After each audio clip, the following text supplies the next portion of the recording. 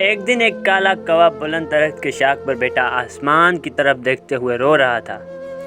اس کی آنکھوں سے خاموش آنسو بہہ رہے تھے۔ ایک بزرگ نیچے بیٹھ ذکر میں مشغول تھے کہ آنسو ان کے ہاتھ پر گرا۔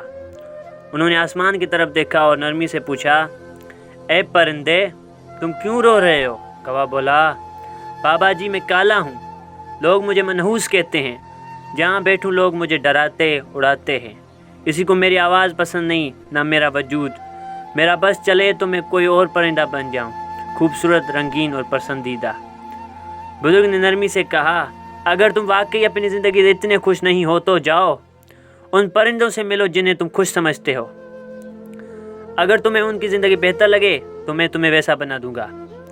کوا پہلے سفر ہنس کے پاس کرتا ہے، سفید پانیوں میں تیرتے ہنس سے کہتا ہے، ہنس بھائی تم خوبصورت ہو، لوگ تمہیں پسند کرتے ہیں، تصویریں لیتے ہیں، کیا تم خوش ہو؟ ہنس نے ایک گہری سانس لی اور بولا، لوگ میری سفید چمک دیکھتے ہیں مگر میرے دل کی خاموشی کو کوئی نہیں دیکھتا۔ میرے پاس کوئی رنگ نہیں، بس ایک خالی سا عکس ہے، میں خود کو مکمل نہیں سمجھتا۔ کوا یہ سن کر حیران ہوتا ہے اور اڑ کر طوطے کے پاس جاتا ہے جو سبز اور سرخ پروں کے ساتھ درخت پر چہک رہا ہوتا ہے۔ کوا کہتا ہے، طوطے بھائی تم رنگین ہو، تمہاری آواز میٹھی ہے، لوگ تمہیں پنجروں میں سنبھال کر رکھتے ہیں، تمہیں سکھاتے ہیں بولنا، تم یقیناً خوش ہوتے ہو۔ طوطا افسردہ ہو کر کہتا ہے، لوگ مجھے پنجرے میں بند کر کے سجاتے ہیں، میری آواز پر خوش ہوتے ہیں، مگر میں آزادی کو ترستا ہوں، میں پرندہ ہو کر بھی قید ہوں، میں خوش کیسے ہو سکتا ہوں؟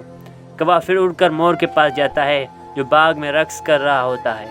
کوا پوچھتا ہے، مور بھائی تم دنیا کے خوبصورت ترین پرندے ہو، تمہاری چال، تمہارے پر، تمہاری ناچ سب کو پسند ہے، کیا تم خوش ہو؟ مور ایک لمحہ کو خاموش رہتا ہے، پھر کہتا ہے، لوگ میرے پر دیکھتے ہیں مگر میرے پاؤں کی بدصورتی نہیں، ہر خوبصورتی کے ساتھ کچھ دکھ بھی جڑے ہوتے ہیں، میری خوبصورتی میرے لیے قید بن چکی ہے، میں دل سے آزاد نہیں۔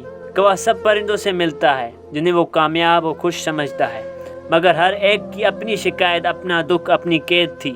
آخر میں وہ بزرگ کے پاس واپس آتا ہے اور کہتا ہے، بابا جی میں ہر خوبصورت اور مقبول پرندے سے ملا مگر کوئی خوش نہیں، سب اپنی کسی نہ کسی کمی سے پریشان ہیں۔ بزرگ نے نرمی سے کہا، کوے تم نے سیکھ لیا، خوشی رنگ، آواز یا مقبولیت سے نہیں آتی، اصل خوشی اپنی پہچان، اپنی آزادی اور اپنی فطرت کو اپنانے میں ہے۔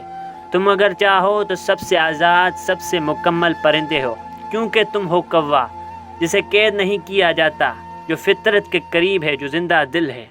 کوا یہ سن کر مسکرا دیا، آنکھوں میں اطمینان، دل میں سکون اور پروں میں نیا جوش آ گیا۔ اب وہ شرمندہ نہیں تھا بلکہ فخر سے اڑا، اپنی اصل پہچان کے ساتھ۔ سبق: ہر کسی کی زندگی میں دکھ ہوتے ہیں، چاہے وہ باہر سے کتنا ہی خوبصورت کیوں نہ لگے۔ اصل خوشی اس وقت ملتی ہے جب ہم خود کو پہچان لیں، خود کو قبول کر لیں۔ آزاد وہی ہوتا ہے جو خود سے راضی ہو۔